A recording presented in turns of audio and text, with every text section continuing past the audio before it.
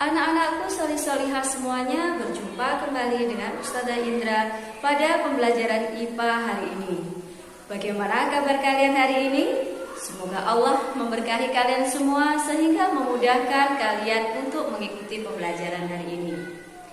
Anak-anakku solih-solihah semuanya, pada pembelajaran IPA hari ini kita akan mempelajari tentang energi panas dalam kehidupan sehari-hari. Ada 4 poin besar yang akan kita bahas hari ini.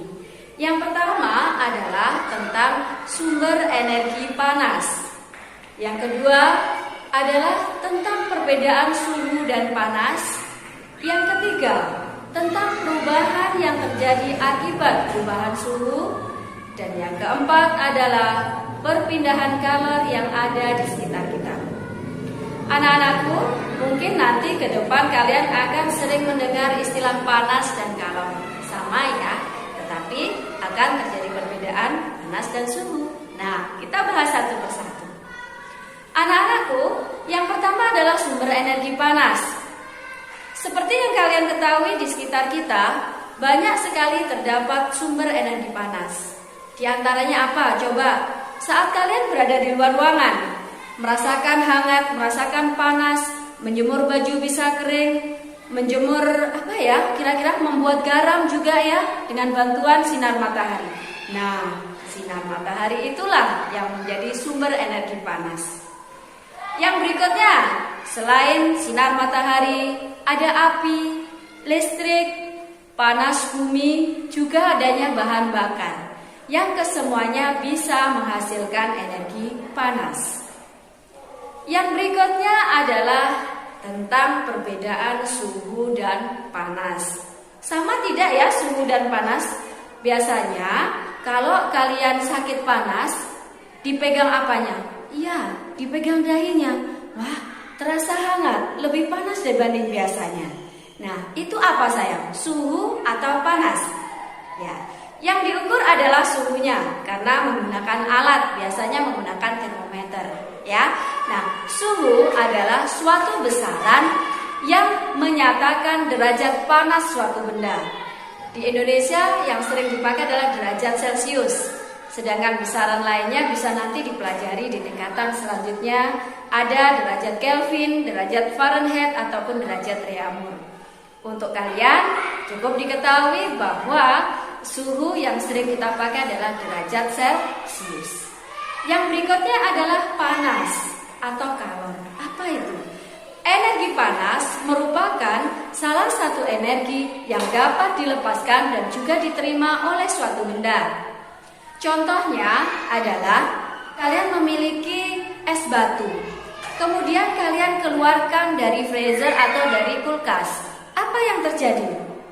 Selang berapa lama saat es batu itu kalian keluarkan, yang terjadi adalah es batu mencair atau leleh. Di saat itulah terjadi perubahan panas. Jadi dia akan melepaskan panas. Itu adalah besarannya yang menyatakan derajat panas suatu benda, sedangkan panas adalah energi yang dilepaskan dan bisa diterima suatu benda. Yang berikutnya anak-anakku adalah tentang perubahan akibat perubahan suhu. Nah, tadi suhu itu adalah besarannya ya, besaran yang menyatakan derajat. Nah, ini apa yang bisa berubah saat terjadi perubahan suhu? Yang terjadi adalah adanya pemuaian panas, yaitu perubahan suatu benda yang dapat menjadi bertambah panjang, bertambah lebar, bertambah luas, atau bertambahnya volume suatu benda karena terkena oleh energi panas atau terkena kalor. Nah, itu yang dimaksud dengan pemuaian. Contohnya apa? Yang pertama adalah kalian sering melihat kaca jendela. Coba kalian amati jendela di rumah kalian. Jendela kalian amati, kira-kira pada pemasangannya ada jarak tidak ya antara kayu dengan jendela kacanya itu, dengan bagian kacanya. Nah, coba sudah diperhatikan? Ya, jelas ada jarak antara kaca dengan tempatnya atau kayunya yang biasa diletakkan di situ. Kenapa kok ada jarak? Nah, jarak itulah yang nanti akan dipakai kaca untuk memuai atau menyusut saat terjadi perubahan suhu. Tiba-tiba suhunya panas ya, cuacanya panas, sehingga kaca akan memuai. Nah, karena sudah ada lebih ya, jarak yang lebih dari ukurannya itu, akhirnya kaca leluasa untuk memuai dan tidak pecah. Tetapi jika saat pemasangannya itu adalah terlalu rapat dan tidak ada jaraknya, saat terjadi geledek, terjadi petir atau getaran yang hebat, kaca tersebut bisa pecah karena tidak ada tempat dan ruang untuk memuai. Itu yang pertama. Yang kedua, saat kalian mengisi ban sepeda. Nah, saat ban sepeda kalian itu gempos ya, tidak ada anginnya, kalian mengisi. Boleh tidak mengisinya terlalu banyak. Nah, kalau dia terlalu penuh, apa yang terjadi? Saat roda itu nanti atau ban itu nanti di jalan raya dan panas karena ada gesekan antara roda dan aspal, tentunya akan mudah meledak karena tidak ada ruang untuk memuai. Contoh yang ketiga adalah adanya kabel telepon. Kalian sering melihat di sekitar ya, ada kabel telepon yang kelihatan kabelnya itu menggelendong. Nah, itu tujuannya untuk apa anak-anak?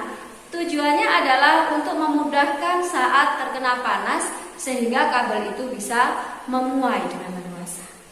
Yang berikutnya adalah adanya sambungan pada rel kereta api yang diberi jarak.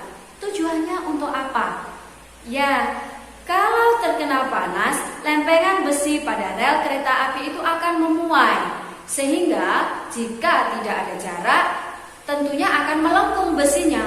Jika itu melengkung, berbahaya untuk kereta api yang berjalan di atasnya. Anak-anakku salih-salihah semuanya, contoh yang berikutnya adalah dengan penggunaan termometer. Khususnya ini termometer air raksa. Jadi kita bisa melihat saat termometer tersebut yang digunakan untuk mengukur suhu tubuh itu akan bergerak naik saat terkena panas tubuh kita. Dan saat dilepas dari tempelan panas tubuh kita, air raksa tersebut akan menyusut kembali. Anak-anakku salih-salihah semuanya, itu tadi adalah contoh dari perubahan yang diakibatkan karena perubahan suhu. Materi yang berikutnya adalah perpindahan kalor yang ada di sekitar kita. Anak-anakku salih-salihah semuanya, kalor atau panas akan berpindah dari yang bersuhu tinggi menuju ke suhu yang lebih rendah. Ini kalian bisa perhatikan saat kalian di dapur membantu bunda memasak. Coba kalian perhatikan baik-baik. Saat bunda menyalakan kompor, apa yang terjadi? Nah, api akan keluar. Saat di atas kompor terdapat panci dan kompor sudah menyala, apa yang terjadi pada panci? Benar sekali, panci yang tadinya dingin ya, tidak terasa panas, lama-kelamaan akan menjadi panas. Kenapa? Wow, magic Ustazah. Ya, bukan sayang. Itu dikarenakan panas dari api merambat ke panci tersebut. Saat panci kalian tuang dengan air, apa yang terjadi? Air di dalam panci pun juga ikut panas. Nah, di situ juga terjadi perpindahan panas. Tangan kalian tahu-tahu didekatkan ke kompor. Aku pengen ngangkat ngangkat pancinya dong. Apa yang terjadi pada tangannya sebelum mengenai panci tersebut?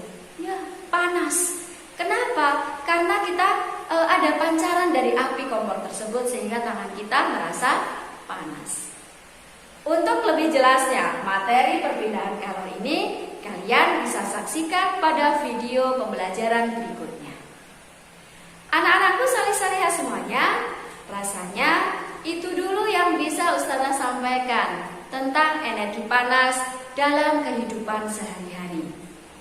Jika ada silap kata, Ustazah mohon maaf. Jika ada lebihnya hanya dari Allah.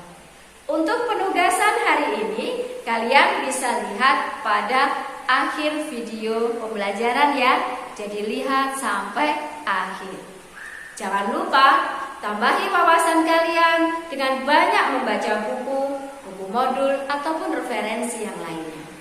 Itu ya sayang ya. Akhirnya, wassalamualaikum warahmatullahi wabarakatuh.